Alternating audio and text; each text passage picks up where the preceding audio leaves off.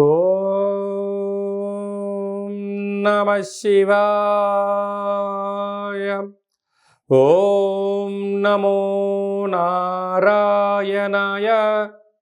నరదృష్టి కర్మ నివారణ, సంచిత కర్మ, ప్రారబ్ధ కర్మ, ఆగమిక కర్మ, దగ్ధ నివారణ, తులాభార కాల భైరవాయ నమో నమః. ఓం దిగంబరాయ విద్మహే గజవాహనాయ ధీమహి తన్నో కపాలకాల భైరవ ప్రచోదయాతు. ఓం ఇంద్రాణీ శక్తిదేవ్యై నమోస్తుతే. హరి ఓం. మా ఛానల్కి స్వాగతం. చూస్తున్న వీక్షకులకు, ప్రేక్షకులకు, ప్రియ కాళ భైరవ భగవద్బంధులకి స్వాగతం పలుకుతూ, మమ్మల్ని ఎంతగానో ఆదరిస్తూ ఉండబడినటువంటి ప్రియ సోదర సోదరీమణులకు, సనాతన ధర్మ సంరక్షకులకు, వీక్షకులకు, జ్యోతిష్య అభిమానులకు అందరికీ స్వాగతం పలుకుతూ, అందరికీ జంధ్యాల పండుగ శుభాకాంక్షలు, రాఖీ పూర్ణిమ శుభాకాంక్షలు, రక్షాబంధన్ శుభాకాంక్షలు, అట్లనే కృష్ణ పరమాత్ముని కృష్ణాష్టమి జయంతి పండుగ శుభాకాంక్షలు.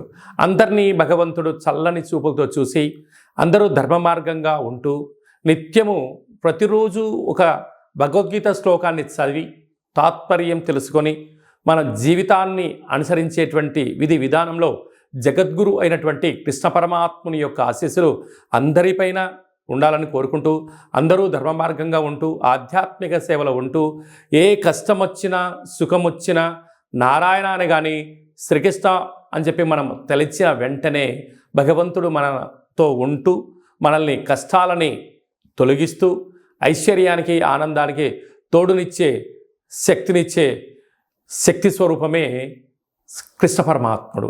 అందుకే కృష్ణ పరమాత్ముని నమ్మినటువంటి వారందరూ కూడా అలౌకిక ఆనందంతో జీవనాన్ని పొందారు అనేది మనకు చరిత్ర చెప్తుంది. అందుకే మనం అందరం కూడా బృందావనాన్ని దర్శిద్దాం, కృష్ణ పరమాత్ముని చెప్పినటువంటి గీత సారాంశాన్ని విందాం, ఆచరిద్దాం, భావితరాలలో అందరికీ ఆదర్శవంత జీవితాన్ని ఉండాలని కోరుకుందాం. మనము, మన కుటుంబము, మన పిల్లలకి కూడా గీతా సారాంశాన్ని తెలుసుకుందాం. జీవన విధానంలో ఎలాంటి విపత్తులు వచ్చినా, ఎలాంటి కష్టాలు వచ్చినా వాటిని ఎదుర్కొనే ధైర్యాన్ని ప్రసాదించమని భగవంతుని కోరుకుందాం. 16/8/2024 నుండి 31/8/2024 వరకు పుట్టినటువంటి వారందరికీ కూడా ముందస్తుగా జన్మదిన శుభాకాంక్షలు. గతంలో వివాహం చేసుకున్న వారికి వివాహ వార్షికోత్సవ శుభాకాంక్షలు. ద్వాదశ రాశుల్లో గ్రహ గమనాల్ని ఒకసారి పరిశీలన చేద్దాం. వృషభ రాశిలో కుజ భగవానుడు మరియు గురు సంచార స్థితి. 12 సంవత్సరముల తర్వాత వృషభ రాశిలో గురుమంగళ యోగంతో సంచార స్థితి ఉండడం. సింహరాశిలో 12 సంవత్సరాల తర్వాత రవి స్వక్షేత్రకంగా ఉంటూ బుధ శుక్ర కలయిక త్రిగ్రహ కూటమి సంచార స్థితి. కన్యరాశిలో కేతు సంచార స్థితి.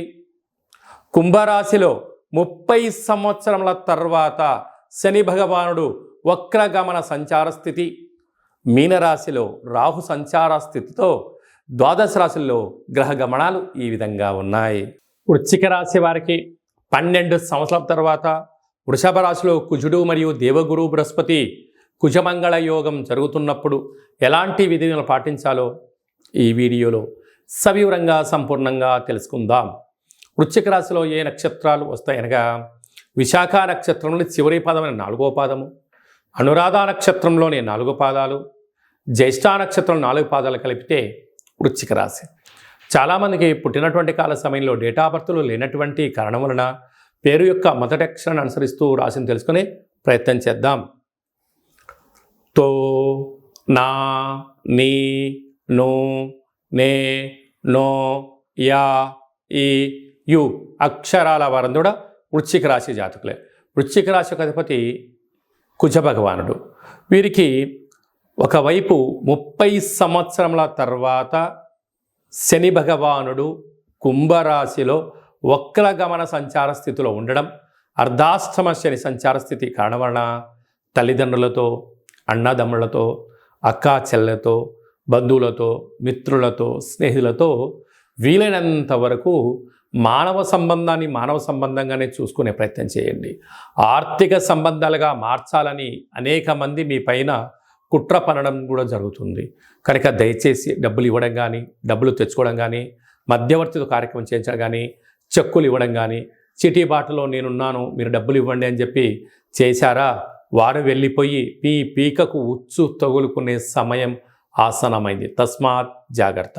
పంచమ స్థానంలో రాహు సంచార స్థితి ఉండడం వలన వివాహమైన వారికి సంతాన యోగం, పిల్లల యొక్క అభివృద్ధి, తల్లిదండ్రుల యొక్క జీవన విధానం, స్థిరాస్తులు, చరాస్తులు, గృహ మార్పు, ఉద్యోగ మార్పు చాలా అధికంగా ఉంటుంది.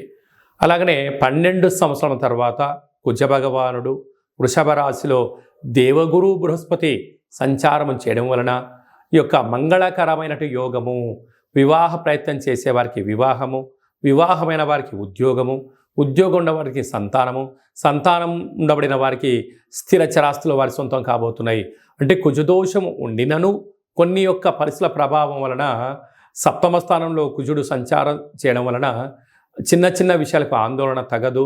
అంతా మంగళకరమే, శుభకరమే. కనుక ఓపిక, పట్టుదల, సహనం, ధర్మం, ఆధ్యాత్మికమైన మార్గంలో మీరు ఉండడం వల్ల ఉన్నతమైన జీవితం మీ సొంతం అవుతుందని చెప్పి గమనించాలి.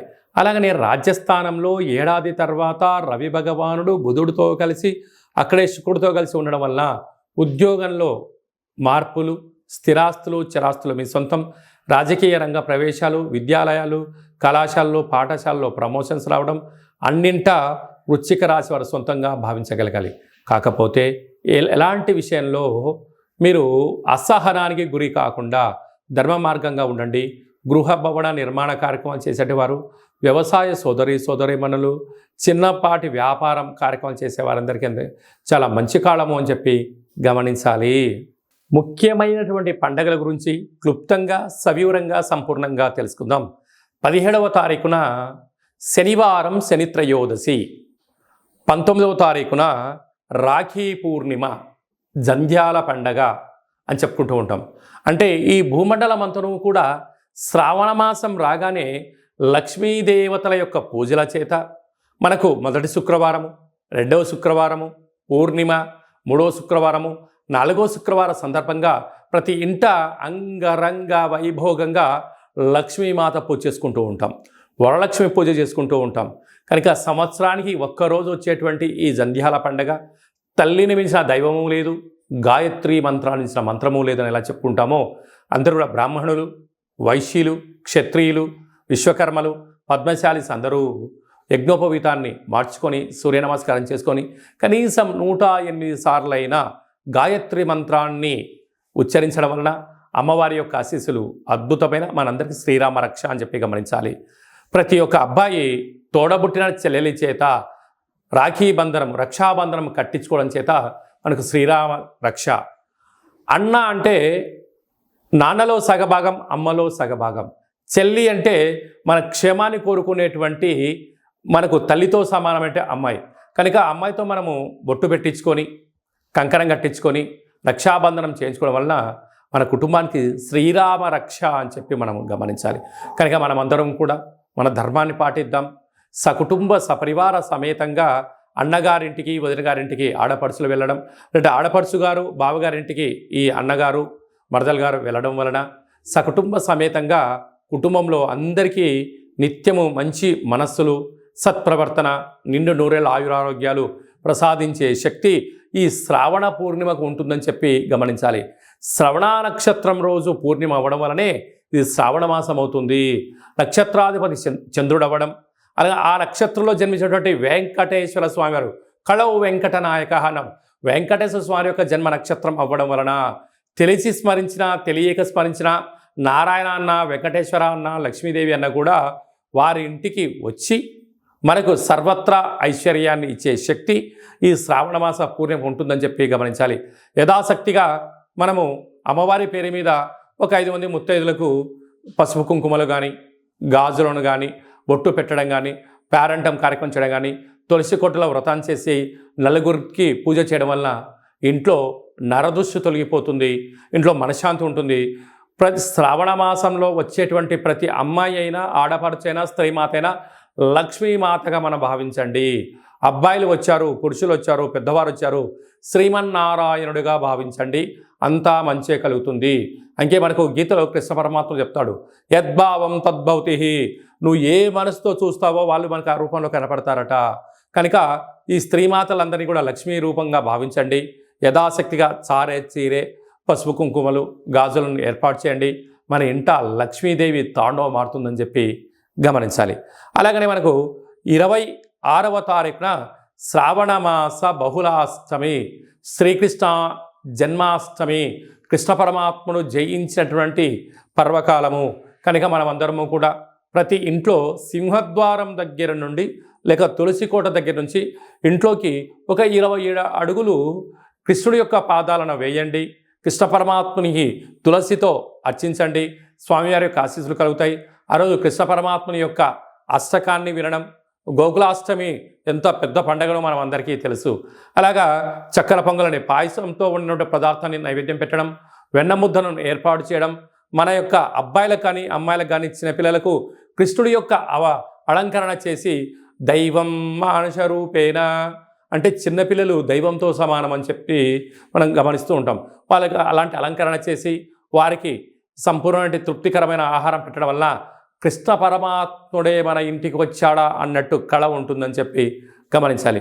కనుక మనం అందరం కూడా భగవంతుణ్ణి సేవ చేద్దాం. కష్టాలు రాకుండా ఉండేదానికన్నా ఎంతటి కష్టం వచ్చినా దాన్ని అధిగమించే ధైర్యాన్ని ప్రసాదించమని భగవంతుని కోరుకుందాం. అలాగనే శ్రావణ మాసంలో కపాళకాళ భైరవ స్వామి యొక్క పూజ, స్మరణ, కూష్మాండ దీపము, సౌభాగ్య ముడుపు కట్టడం వలన మనకు అద్భుతమైనటువంటి కాలాన్ని శాసింపజేసే శక్తి కాలభైరవుడికి ఉంటుందని చెప్పి గమనించాలి. కనుక వీలైతే ఇంట్లో చేసుకోండి. కుదరలేదు ఈ కేంద్రమును సంప్రదించినట్లయితే మన యొక్క దేవాలయంలో శుద్ధాష్టమి, బహుళాష్టమి, పూర్ణిమ, అమావాస్య సందర్భంగా కాళభైరవ స్వామి వారికి అభిషేకము, అర్చన, హోమము, కూష్మాండ దీపము, సౌభాగ్య ముడుపు కట్టడం జరుగుతుంది. కనుక మనం అందరము కూడా పూజలో పాల్గొందాం. పూజ కార్యక్రమం అంతా కూడా మీకు వాట్సాప్ కాల్ ద్వారా ప్రత్యక్ష ప్రసారాన్ని కూడా చూపించడం జరుగుతుంది, గమనించగలగాలి. అలాగనే మనకు 31వ తారీఖున శనివారం, శని త్రయోదశి, పుష్యమి నక్షత్రం. 17వ తారీఖున 31వ తారీఖున శనివారం రోజు శని త్రయోదశి సంచారంలో ఉంది. అనగా పుష్యమి నక్షత్రము కర్కాటక రాశి, అష్టమ స్థాన శని సంచార స్థితి. అనురాధ నక్షత్రము వృశ్చిక రాశి, అర్ధాష్టమ శని. ఉత్తరాభాద్ర నక్షత్రము మీనరాశికి ఏలనాటి శని. అంటే ఈ 3 రాసుల వారు, ఈ నక్షత్రాల వారు తప్పకుండా వారు ఎంత బరువైతే ఉంటారో అంత బరువు కలిగినటువంటి ఉప్పును తులాభారంగా చేసుకొని ఆ ఉప్పునంతను కూడా నీటిలో పోసి తులాభారం చేసినటువంటి నీటితో, ఉప్పుతో శివుడికి పాశుపత ఆయుష్య రుద్రహోమం చేసుకోవడము అద్భుతమైన యోగము అని చెప్పి గమనించాలి. అలాగనే మనకు వెదరు కర్రలు ఉంటాయి. వెదరు కర్రలను కూడా తులాభారం చేసుకొని హోమంలో వేయడం. అలాగనే మరొక స్వరూపము శని స్వరూపము బొగ్గులు.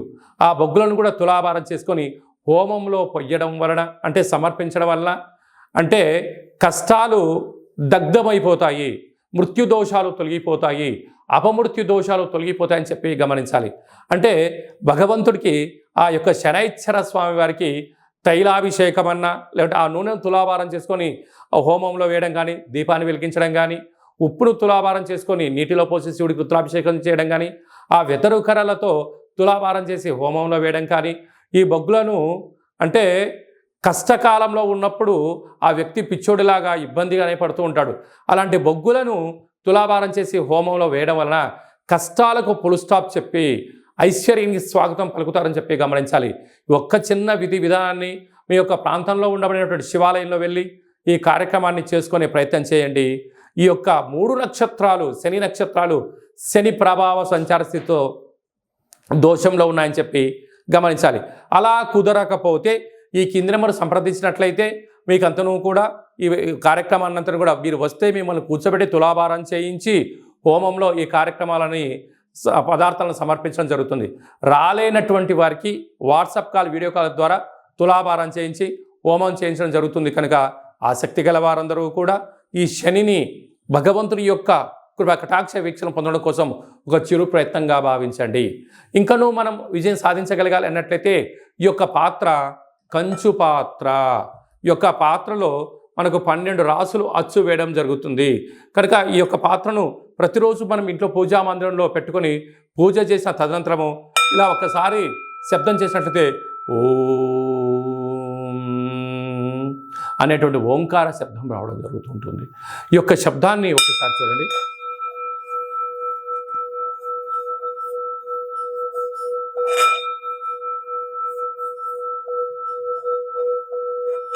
ఈ యొక్క శబ్ద తరంగాల్ని ఇంట్లో అలా ఏర్పాటు చేయడం వలన ఇంట్లో ఉండబడినటువంటి నరదృష్టి, తంత్రదోషాలు, తాంత్రిక దోషాలు తొలగిపోయి ఐశ్వర్యం మనకు కలుగుతుందని చెప్పి గమనించాలి. ఈ కాళభైరవ అక్షయ పాత్రతో పాటి మనకు కాళభైరవ స్వామి యొక్క పిరమిడు, డాలరు, కంకణము, కాళభైరవ హోమము ప్రత్యక్ష ప్రసారంగా మీకు వీడియో కాల్లో చూపించి ఇవ్వడం జరుగుతుంది. అలాగనే 27 రకాల వస్తువులతో దిష్టి తీయించడం కూడా జరుగుతుంది. కనుక ఆసక్తి గలవారు ఈ కింద మనం సంప్రదించి అక్షయ పాత్రను సొంతం చేసుకోగలరు. మీ వ్యక్తిగత జాతకం తెలుసుకోవాలనుకుంటున్నారా? మీ పేరు, పుట్టినటువంటి కాల సమయంలో తేదీ, నెల, సంవత్సరం, సమయం రాసి మీరు వాట్సాప్లో పంపించగలిగినట్లయితే 100 సంవత్సరాల జాతకాన్ని సంపూర్ణంగా సవివరంగా అచ్చ తెలుగులో రాసి పంపించడం జరుగుతుంది. మీరు పుట్టినప్పుడు గ్రహ గమనాలు ఎలా ఉన్నాయి, ప్రస్తుత కాలమాన ప్రకారంగా ఎలా ఉంటున్నాయి, భవిష్యత్తులో ఎలా ఉండబోతున్నాయో సవివరంగా కూడా మీకు తెలియజేయడం జరుగుతుంది. అలాగనే చాలామందికి డేట్ ఆఫ్ బర్త్లు లేనటువంటి వారికి మీ పేరు యొక్క మొదటి అక్షరాన్ని అనుసరిస్తూ ఆ రాశిని తెలియచేస్తూ రాశికి ఉండబడిన గ్రహ గమనాలను తెలియచేస్తూ కాళభైరవ ఉపాసన చేత రమణ శాస్త్రం ద్వారా భూత, భవిష్యత్, వర్తమానాన్ని తెలియజేయడం జరుగుతుంది. కనుక ఆసక్తి గలవారు ఈ కింది నెంబర్ని వాట్సాప్ కాల్ ద్వారా కానీ, ఆన్లైన్ ద్వారా కానీ, ప్రత్యక్ష ప్రసారంగా కానీ సంప్రదించి జ్యోతిష్య వివరాలు తెలుసుకొని జాతకంలో ఉండబడినటువంటి యోగాలను తెలుసుకొని ఆటంకాలను తొలగించుకొని జీవితంలో అద్భుతమైన బంగారు భవిష్యత్తు అందరికీ ప్రసాదించాలని మనసారా కోరుకుంటూ ఆశీర్వచనం.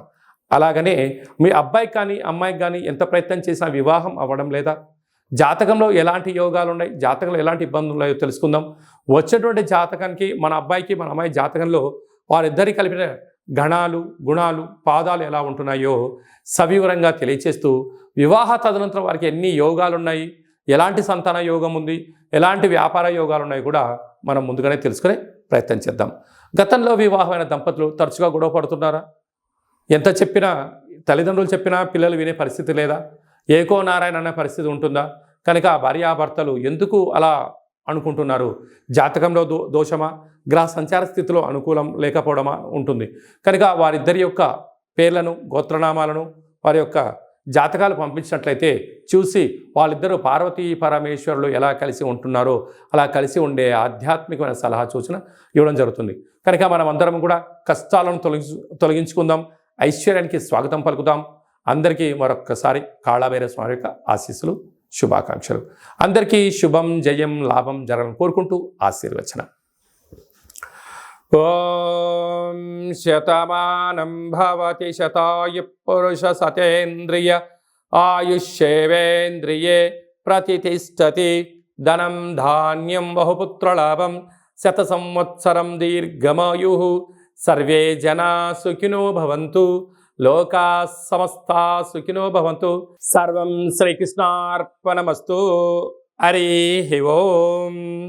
ఈ వీడియో మీకు నచ్చినట్టయితే లైక్ చేయండి, షేర్ చేయండి, మా ఛానల్ని సబ్స్క్రైబ్ చేసుకోండి. అందరికన్నా మీ వ్యక్తిగత జాతకాన్ని మీరు ముందే తెలుసుకోవాలనుకుంటున్నారా? అందరికన్నా విజయ పరంపర మీ ఒక్కరికే కావాలనుకుంటున్నారా? అందరికన్నా ఐశ్వర్యాన్ని, ఆనందాన్ని సంపాదించేటువంటి ఆధ్యాత్మిక సలహాలు వారందరికీ ఆధ్యాత్మికమైనటువంటి వీడియోని షేర్ చేసి భగవంతుడి యొక్క ఆశీస్సులు పొందగలరు.